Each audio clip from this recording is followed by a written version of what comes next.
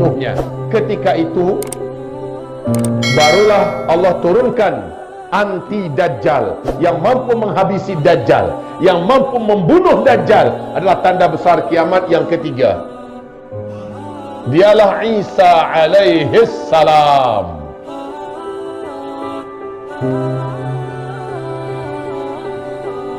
Isa alaihis salam.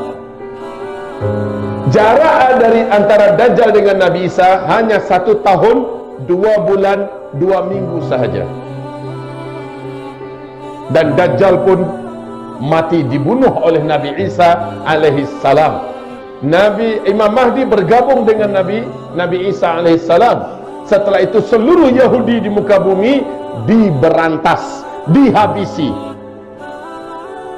Dan beberapa bulan kemudian terjadilah tanda besar kiamat yang keempat, dan ini sekaligus penutup fasa keempat.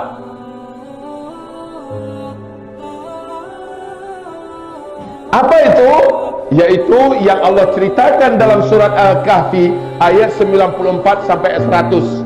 Ya'juj dan Ma'juj. Ya. Inilah dia bangsa yang paling jahat, yang akan membunuh siapapun yang manusia yang mereka jumpai. Jumlah mereka, kata Rasulullah, dalam 1000 orang manusia ketika itu 999-nya adalah Ya'juj dan Ma'juj. Cuma 1 yang kita.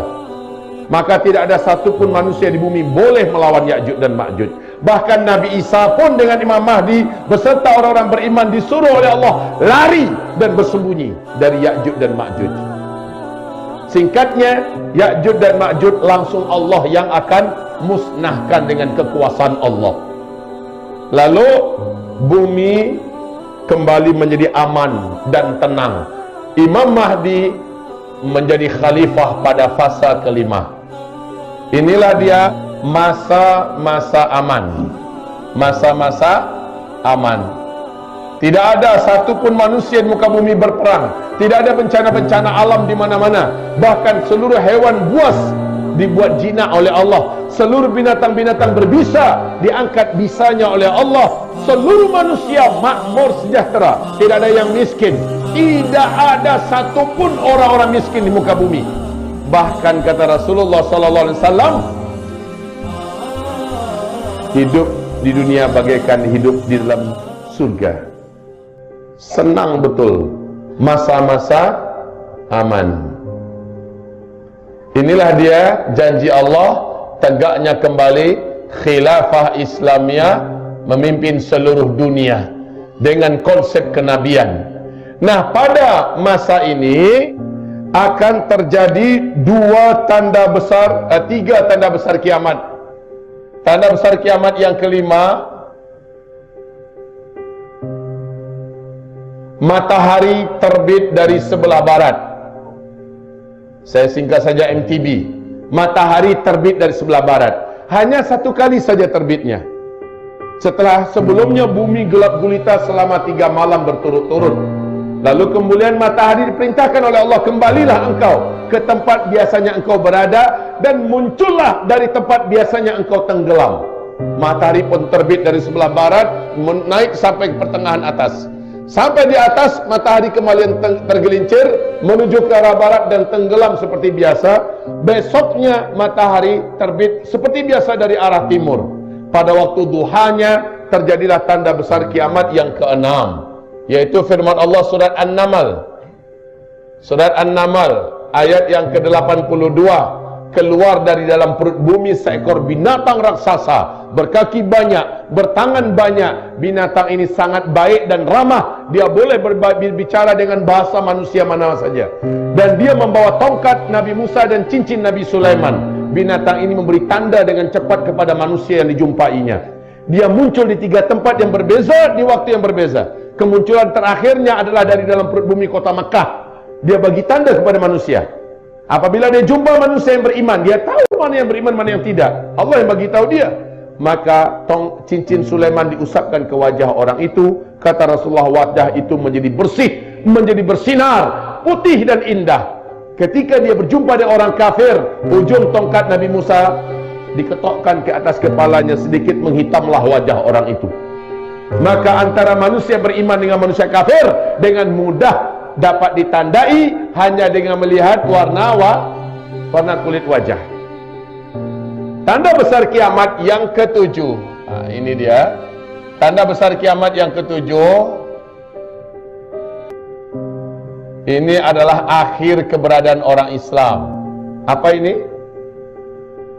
Ini nama binatangnya Dabatul Ardi ya, Dabatul Ardi ya. Kalau yang ini angin lembut. Angin lembut. Berbau wangi kasturi. Dan angin ini bersumber dari Yemen. Tapi angin ini ternyata angin yang membawa kematian. Sumbernya dari Yaman. Baik. Nah, ibadallah yang kami muliakan, seluruh orang beriman meninggal dunia dalam peristiwa tanda besar kiamat yang ketujuh.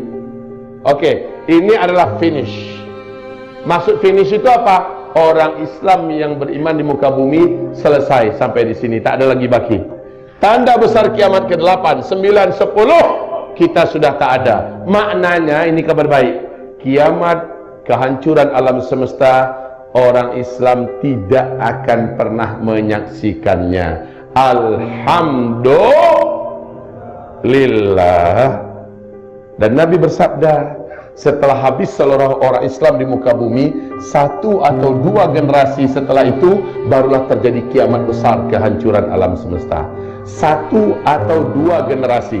1 generasi menurut ilmu sosial, 1 generasi menurut ilmu sosial adalah 25 tahun, tuan-tuan. 25 tahun. Sejak kita lahir, kanak-kanak, remaja, dewasa, usia 25 biasanya manusia menikah. Dalam menikah, dia pun melahirkan anak. Lahir anak, dianggap sudah lahir generasi baru. Maka 1 generasi adalah 25 tahun dalam ilmu sosial. Nabi bersabda tadi hadisnya, selama di bumi ini masih ada baki 1 saja orang yang masih punya iman kepada Allah, Allah akan tunda lagi kiamat 40 tahun lagi. Sementara kita tahu seluruh orang beriman serentak wafat dalam peristiwa tanda besar kiamat yang ketujuh. Berarti setelah ini 40 tahun lagi. Sesuai tidak? Sesuai. Ini 25. 1 atau 2 generasi kata Nabi. Nah, ini berarti antara 25 tahun ke 50 tahun. Dan Nabi mengatakan di hadis tadi 40 tahun lagi. Berarti sesuai. Masya Allah ya. Tapi kita sudah tak akan menyaksikan kejadian itu. Amin. Baik, nah dari start ke finish, kalian akan mengalami 5 fase sejarah. Fase sejarah pertama adalah fase kenabian, di mana umat ini langsung Nabi Muhammad yang pimpin, dan ini berlangsung selama 23 tahun. Kemudian setelah itu kalian akan memasuki fase kedua, di mana umat ini dipimpin oleh Khulafaur Rasyidin dengan konsep kenabian. Rasul berkata lamanya 30 tahun. Ini sudah selesai pula. Setelah habis masa khilafah, umat Islam dipimpin oleh para khalifah yang menggunakan sistem kerajaan. Dan ini ternyata yang paling panjang, paling lama, 1227 tahun. Di dalamnya ada 3 dinasti. Dinasti Bani Umayyah, dinasti Bani Abbasiyah, dan dinasti Bani Utsmaniyah.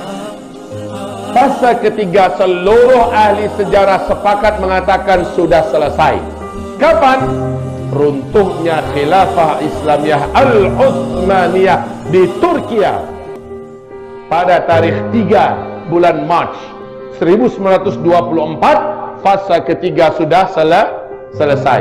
Kita masuk pada fase keempat. Ini fase tergelap, fase terberat, fase mulkan jabariyah, fase penguasa-penguasa diktator di muka bumi. Inilah fase kediktatoran.